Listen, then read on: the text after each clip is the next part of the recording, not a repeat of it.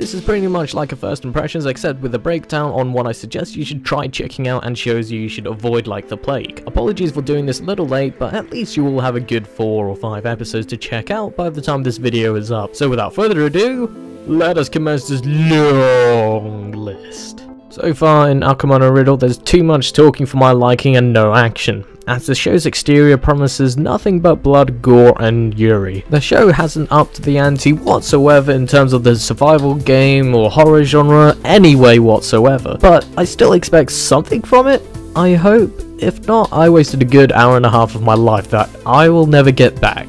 Need some action in your system? If so, this show should satisfy you in more ways than one, especially with yet another lolly partner! Whoa!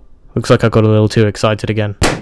I'm not even gonna bother and try and pronounce this. The show for me has my interest and plays with the suspense that this show loves to create tension over and over. It already has the gore in check that I expected more from Akuma no Riddle 4. The action for this show looks to be a little more promising as we have these overpowered witches with Esper-like abilities who seem to be controlled by an evil organization that can easily take their life at the pull, quite literally. So if you like your sci-fi mystery seinen, then this show's the way to go for this season. Haikyuu, another sports anime that is worth mentioning, particularly because Bear is doing the opening for them. I love Bear so much. Although this show has promise for what's to come for Hinata and Tobio's relationship, who used to be rivals right at the very beginning, I am still eager to watch a full intense match for this show after they're done trying to get into the club, but it's got promise which I can happily wait for, especially with 24-25 episodes right at its fingertips. Sidonia no Kishi, mech battles in space in glorious 3D, and if that doesn't convince you, then miss out on the female talking bear. I ain't joking, check this. Also, you cannot forget that sweet opening.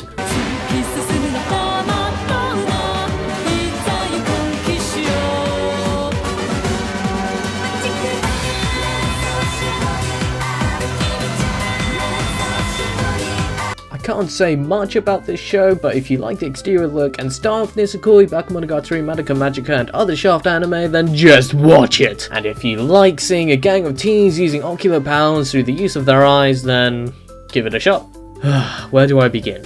A teenager who can't really smile or kick any ass whatsoever is paired up with a beautiful lolly who on the other hand can actually put up a decent fight. All I can really argue for the show is if you watch it for this guy. He is the sole reason you should be watching it. Other than that, sorry I don't have any other strong selling points for it so far. However, I in particular ain't giving up, cause I'm a nice guy.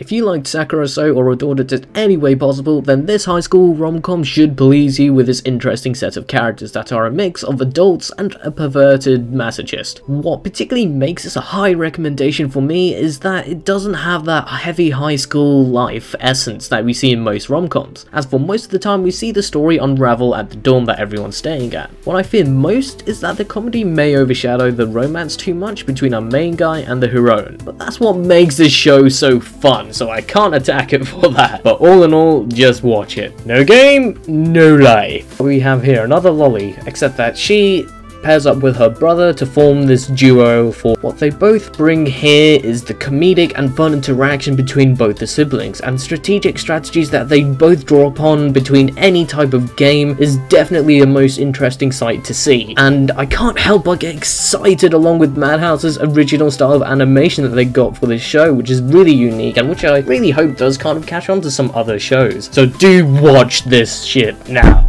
Unless you're an ecchi fan, because it's been failing to deliver on that part, to be honest. Bing Pong! This is the best sports anime out of all the others this season so far. I never thought Ping Pong would get as intense as this show emphasized it to be. The animation is really well done, except for the character designs for some characters, especially that guy.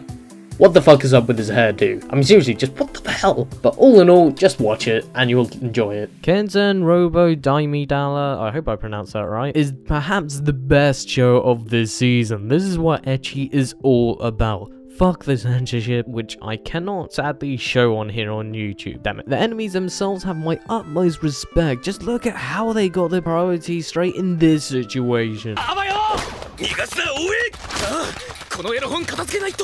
そうでござった。他人の家でエロ本を読んだ。But in all seriousness, this show is one of the reasons why I enjoy watching ecchi. Try it and you'll be eager to thank me, I hope. This show is perhaps the most enjoyable for me so far this season. Seeing a kick-ass protagonist, Tatsuya, showing all these high-class spellcasters who's boss with skills like this. And unlike this cunt. But the downside to this show is in fact the inevitable incest relationship that's gradually developing between brother and sister, and awkward jokes like this.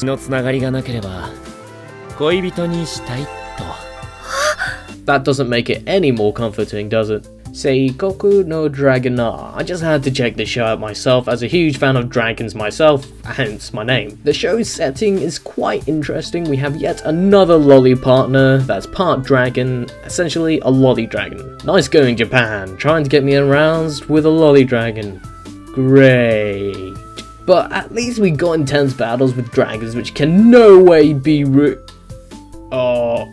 No, no, no, no, no, no, no! Get the fuck out, you damn tentacles! Tainted Seikoku no Dragonar with your damn tentacle rape along with the lovely darkness and Sora online? Seriously? Why do I even bother justifying tentacles? Even more so with lollies attached right at the end of that. You know what? I'll just leave this show for now. I hope you all enjoyed this video, and so I ask you guys, what's your favourite anime of this spring? And what are you enjoying so far? And what are you currently watching? Let me know your responses down below. Like this video, share it like a boss, and I'll see you all in the next video. Later.